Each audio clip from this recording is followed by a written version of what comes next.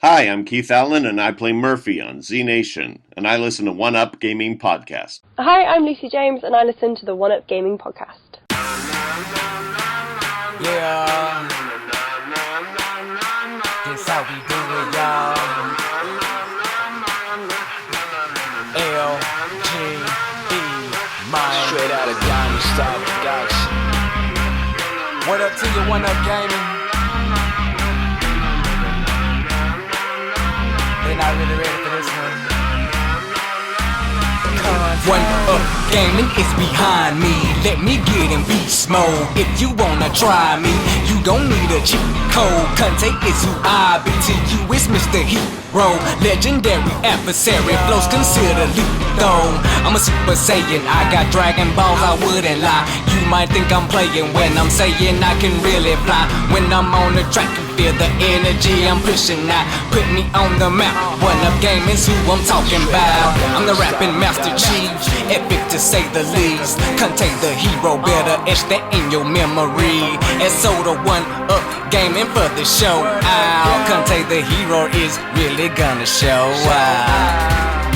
Show out. Contain.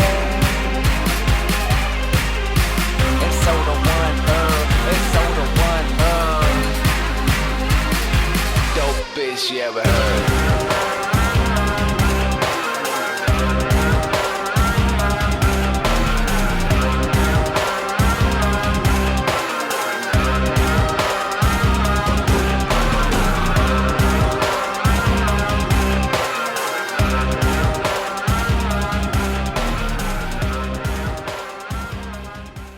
Hi, Dave here, One Up Gaming. Just gonna have a quick chat this week, episode 351 of the One Up Gaming podcast.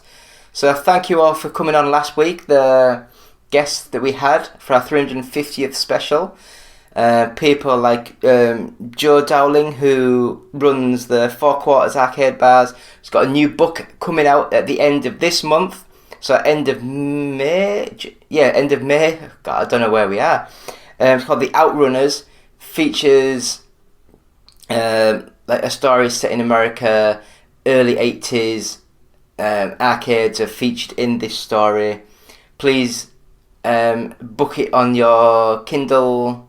Is it Kindle? Amazon Kindle? Yeah, Kindle sounds right. Book it in, reserve it or whatever you want to do, and email them to say One Up Gaming sent them. So please go to our website, oneupgaming.co.uk. And we have our album, as always, Games Inspired Music, available to buy now, and 20% of each sale will go to the Child's Play charity. We also have our first 100 podcasts available on a little cassette tape. It's not a real cassette tape, it's got a USB stick built into it, but it's got 100 episodes of the One Up Game podcast for 139 hours. It's got 19 hours 53 minutes of our OUG Talks podcast, which is like interviews, and we have a 25-minute interview with Sanspans Radio. So please go to audiobooksontape.com, search One Up Gaming, buy that, and £1 of each sale will go to the Diabetics UK charity. So I guess we can say this while we're here. Evercade, I love the little console, it's amazing, I'll do that. The Evercade console is amazing. I love the fact it's like a home console and a handheld. I've got all three of them. This is the Interplay Collection 2, so it has Claymate, Earthworm Jim 2, Clay Fighter 2, Prehistoric Man, Rad Gravity, and the Braining. The Brainies. Yeah, the Brainies. It's got the Brainies on there as well. So all you need to do is go onto our YouTube channel, subscribe to our YouTube channel. Any video, just put in the word comment, put in the comment Evercade, and we'll go through these and we'll try and send this out to a lucky winner. Never been opened, still sealed. I mean, technically speaking, we have a t-shirt to give away as well, so do the same. Subscribe to the YouTube channel and leave the word t-shirt. We have our new merch out now, so I don't know if you can see it, but it's like a white baseball cap with the John Hare signature embroidered on the front of it, and you won't see that, but it's got the One Up Gaming logo in white embroidered on the back of it as well. So all in all, it's a smart looking little cap. We have new beanies, which these have got the embroidery One Up Gaming logo on. Nice little things. I mean, technically speaking, we have our little baby grows with the One Up Gaming logo on. I've got no hands. I'll try. Where are we? There we are. So we have like our little baby grows with the One Up Gaming logo on. That's pretty cool. So yeah, that is what we've got. So I guess we'll go straight into the games we've been playing this week. So have a quick break and we'll go with the games this week. Do you have trouble sleeping? Tossing and turning all night? Nothing you do seems to help. You're not getting your recommended 6 to 8 hours of sleep each night. Well, now there's a solution. Now there's Fat Cat Fly. With Fat Cat Fly, you'll easily get the sleep that you deserve. Download for free on the iOS App Store, and you're guaranteed to get a good night's sleep with very few side effects, as you help a fluffy kitty eat all the junk food that he wants. Side effects may include sleeplessness and desire for cheeseburgers if erection lasts more than 5 hours. See a physician. Try Fat Cat Fly today. Visit facebook.com/fatcatfly because you deserve a better life. Hello, Andy. This is Colin. I won't be able to get in tonight. I'm sweating like a pig. Still David, still One Up Gaming, still episode 351 of the One Up Gaming podcast. So, first of all, the first game we played this week was War Mongrels. Now, this reminds me of the... was it Commandos HD remake that I played recently? Very strategy, thinky man, hard as nails, top down, really gorgeous graphics, and you sort of like select where you want them to go, what you want them to do, and it's a really good, hard as nails game. This reminded me so much of that, but it just looked amazing, absolutely gorgeous. But I don't know why they make so much of a deal of it. It's, you have to press L1, then L2, then hold back the left button to bring up a wheel, then you have to select which one you want, then you want to select whatever that one goes to, then you want to press other buttons to get that one to move, and then you want to select your man, and then tell him where to move. I was completely and utterly lost.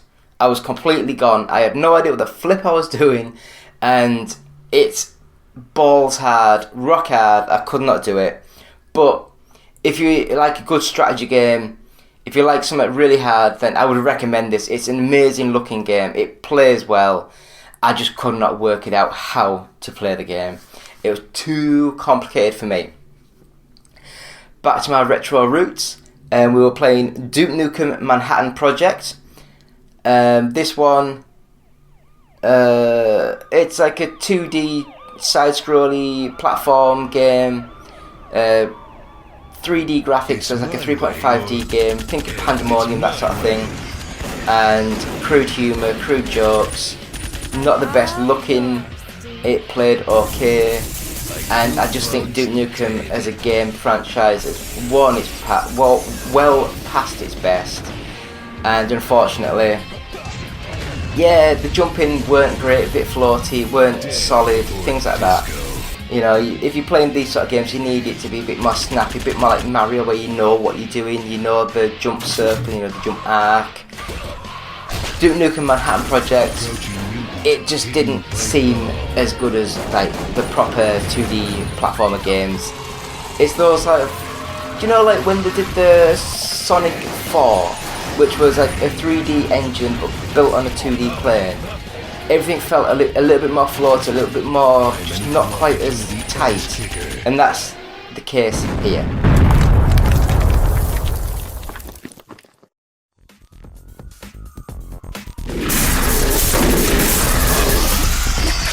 I hate pigs.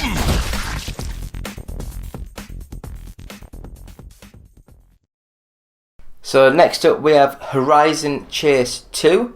Now this one's a weird one because when I played this, I mean, it looked a little bit nicer, but if I was to give in Horizon Chase and Horizon Chase 2, I'd be very hard pushed to be able to tell you which one was which.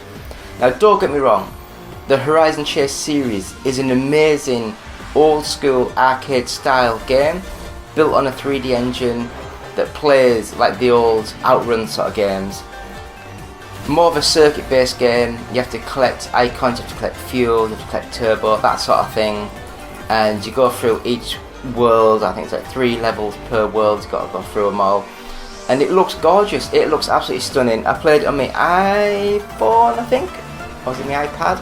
I don't even have an iPad, I don't know why I said that. My iPhone or my MacBook, it was one of the two. But Horizon Chase 2, amazing little game, I loved it.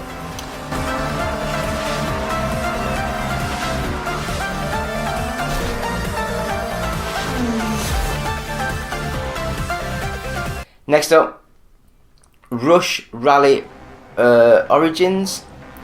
Now this one was okay, but very simple.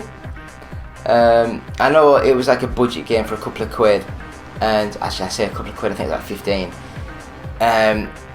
But it looked like something that came out with the old mobile games from 3 or 4 years ago. I don't know what engine it uses, but it looked like the Unity engine, which is very basic, very simple. Physics are not the best. And yeah, it was a fun little game. It was a fun game, but I wouldn't recommend it. Hopefully you'll see the trailer and you'll think, yeah, it looks alright, and I'll give it a go. If not, yeah, what are you going to do?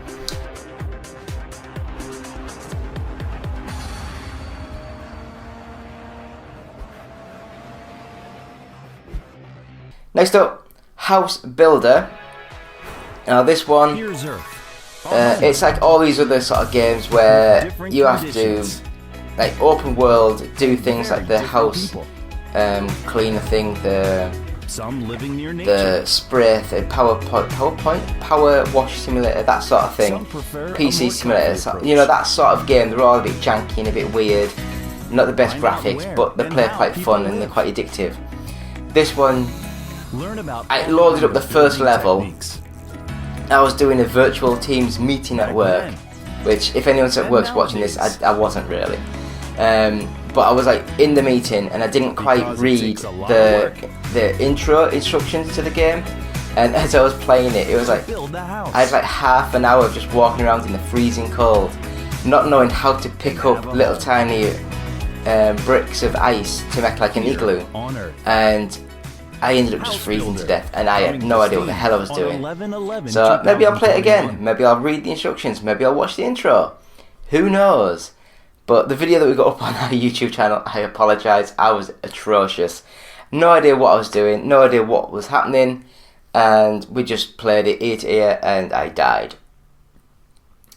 Next up, Them's Fighting Herds. Now, I love weird and wonderful games, like proper random weird games. This one was probably one of the most random games I've ever seen. Now, I can't remember if I bought it or if it was on the Xbox Arcade or if it was on the PlayStation for free or whatever it was, but it's cartoonified animals, gorgeous looking artwork. It said it was some famous artist's drawings, but I didn't know who they were. I don't know comics, I don't know books, I don't know anything like that. I don't know if it was just like an artist who drew things. But it looked amazing. It's a 2D one-on-one fighting game like Street Fighter 2, and it played really well. It looked and animated amazing. It was just the fact that it's weird animals fighting each other, and it's just like, what the hell is going on? This is the most random, strange thing I've ever seen. It's a good game. It's just, with it being animals and fighting, it's just, can you recommend it for it being so random? But I loved it. I thought it was a really good little game.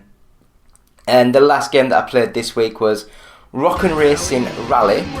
Now, if anyone's ever played any of the Rockin' Racing series, there was the, I'm going to get any of the names wrong, I do apologise, but there was like the Formula 1 game, there was the off-roady sort of game, and they were proper old school, top-down, fixed track, and you controlled your little tiny sprite of a car to go round the circuit. And for what they were fun little games. I think it was only about £10-15 to buy, and it's cheap as chips, good little game. This one, again, is only about 10-15 quid, but they've actually gone to a full 3D engine and a full behind-the-car view sort of thing. Again, I don't think it was as good as Rush Rally Origins. I think it was a bit more basic, a bit more simple, a bit more cheap, a bit just budget. You know, like the making of the game was just really budgetified. Budgetified? I don't know. It's not great, but I guess they needed to move away from the top-down simple view just to try and make something a little bit different from the series, from the franchise. For that, I commend them. Yeah. Because I just think that the game itself, it's okay. They've got the fun factor there. It's just so basic and bare bones, and yeah, I just think for the money you could do better. So that's the games that we've been playing this week. We have our Gran Turismo 7 series, might have some Ridge Race stuff out this week. We have our Boosteroid, there we go, we have our Boosteroid series out this week. So yeah, let us know what you think. And that is the One Up Game Podcast, episode 351 of the games we've been playing this week. Quick break, and we'll come back with this week's news. Hey guys, Justin here. Thanks for listening. We really appreciate it. We love all of our listeners. Yes, even you. If you get a chance, head on over to iTunes and give us a rating. We really appreciate it, and it really helps us out. It'll keep the good times going for a long time to come. Thanks, and we'll see you in the next episode.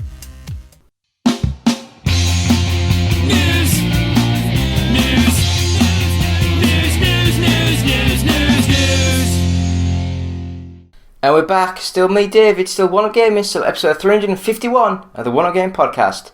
So we're going to go through a bit of news this week. If you haven't watched last week's show, please go back. We have 3 or 4 amazing guests.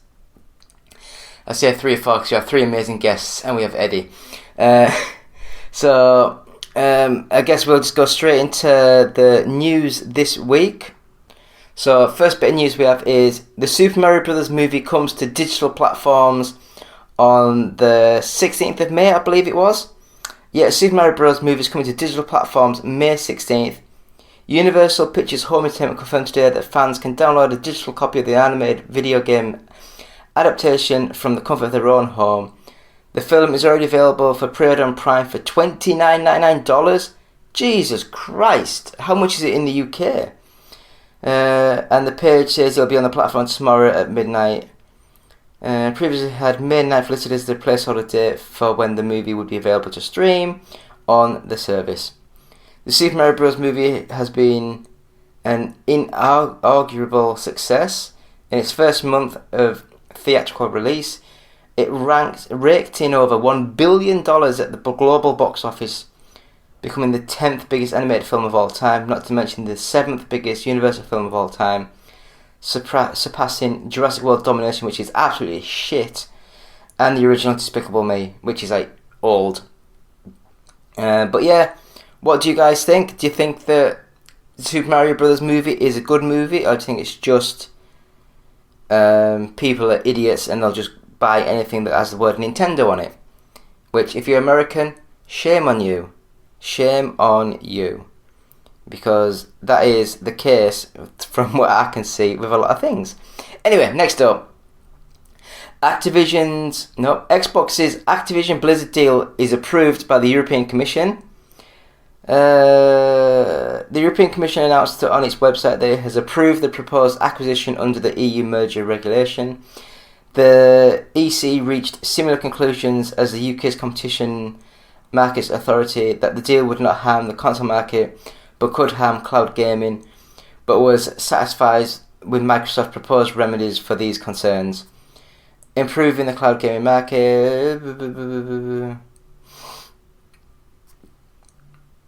commitments offered by Microsoft fully address the competition concerns identified by the Commission and represent a significant improvement for cloud gaming as compared to the current situation.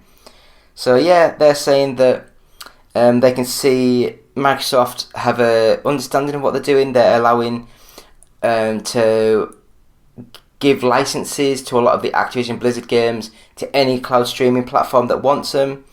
So it allows more games to be played by more people, by more services, which I do love the idea of that. But yeah, this is way too complicated for me, so we'll skip a lot of the details, and yeah, I just don't know what's going on. We'll have a quick look at the next bit of news, and that is Lord of the Rings MMO coming from New World developer Amazon Games. Didn't New World get... I don't know what's going on.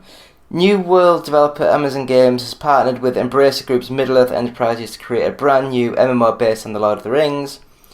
The massively multiplayer online game, which is completely separate from 2007's The Lord of the Rings Online and from Amazon's previously cancelled Lord of the Rings MMO.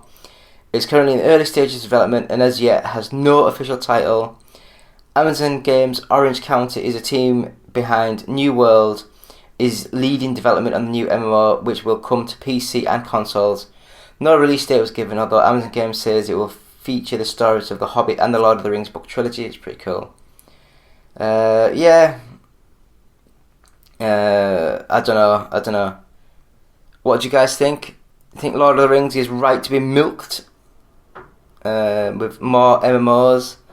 I think a lot of people want the MMO sort of style game to work because it's you pay monthly, you add content monthly, it's all that sort of jazz. So next up, the IGN did an interview with Amazon Games CEO on how the reborn Lord of the Rings MMO will learn from New World. The last 4 years has been a long road for Christoph Hartmann. Since becoming Amazon Games CEO in late 2018, he has been witness to cancellations, layoffs and rumours of internal clashes. In late 2021, the publisher was forced to cancel its Lord of the Rings MMO due to rights issues with Tencent. Fast forward to 2023, and Amazon Games mostly seems to be on an upswing. Lost Ark enjoyed a successful launch, never heard of it, in 2022. A new Tomb Raider game is in development, and Amazon Games has struck publishing deals with numerous developers based primarily in Asia. Is Amazon Games doing a Tomb Raider game? I don't know. Even Lord of the Rings is back from the dead, with Amazon announcing today it struck a deal with Embracer Group to fully reboot the MMO and what claims which most ambitious project to date. Blah blah blah blah blah. Yeah. People like games that will make money, is basically what they're saying, and it's probably worth the licensing fee to do just to get that big name of a franchise lathered all over that box. Next up, Masters of the Universe Revolution brings back original Evil Lyn actress for new role. Masters of the Universe Revolution is bringing back Meg Foster. I don't think that's like the Meg Foster I know. The actress who played Evil Lyn in live-action Masters of the Universe to play an ancient sorceress of technology in the fight for the soul of Eternia, named Motherboard. Well, she won't be playing Evil Lyn in 2024's Masters of the Universe Revolution, as that character is played by Game of Thrones' Lena Headey. In Masters of the Universe Revolution, her character will be poor role. She's trying to plunge eternity in Melda. I don't know. Do we need another Master of the Universe? Is Skeletor going to be on here? I don't know. Chris Wood, who's Chris Wood? I don't know. Mark Hamill, a Skeletor. Ooh, William Shatner. Oh, I'm interested now. I'm interested now. It's got a couple of big name actors that I am willing to put a little bit of time into, see how they do. Yes, that's another bloody... Yeah. Anyway, next up. The Legends of Zelda Tears of the Kingdom creators are interested in a movie after Mario's success. Tears of the Kingdom producer and director, I'm not going to try and announce their names. Pronounce. They have shared they are interested in a film adaptation of The Legends of Zelda, especially after the incredible success of the Super Mario Bros. Movie. The pair were asked this question by Polygon, and while they confirmed there is definitely interest, it's ultimately not up to them. I have to say I'm interested for sure, but I'm not just me being interested in something that makes things happen, unfortunately. Blah, blah, blah, blah, blah. Yeah, I think it could happen. I think it could. I think the people who know will already know, because a lot of these animated movies have got a 2-3 year turnaround, maybe even 4 year turnaround. So they'll already be 2 years into development before they're announced, and then that's when the hype train gets pushed for things. So they will already know that these things are in motion and things are happening. So what do you guys think? Do you think that Zelda should be the next game that they're doing? Next up, this is a rumour, but the first Mortal Kombat 12 info leak ahead of impending announcement. Following a tease from Mortal Kombat co-creator Ed Boon, rumours around Mortal Kombat 12 have already started circulating ahead of any official announcement from NetherRealm Studios. Days ago, Boon posted a short video of a ticking clock on Twitter, counting down to something, and that something is most certainly Mortal Kombat 12. The clock almost reaches the 12th hour before an explosion rockets it ahead and land on 1. Today, another Twitter account associated with the previous PSN leaks alleges that the next Grizzly fighter is titled Mortal Kombat 1, making that 1 in Boon's video seem a little more significant. Next Mortal Kombat game from NetherRealm Studios will be called Mortal Kombat 1. It'll come out on PC, PS5, Xbox, Premium, Collectors, Nintendo Switch, and then the other collectors. $250? Fuck. No.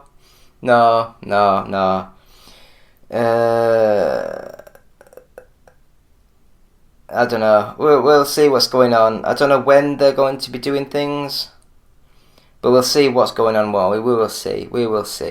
I did enjoy Mortal Kombat 11. It wasn't as good as Mortal Kombat 10, but there's still a good fighting game. Everything was good. So we will look into the next bit of news. So fighting games. Move aside. We're now going to Square Enix considering creating new studios and acquiring existing ones. Didn't Square just sell off a load of their stuff?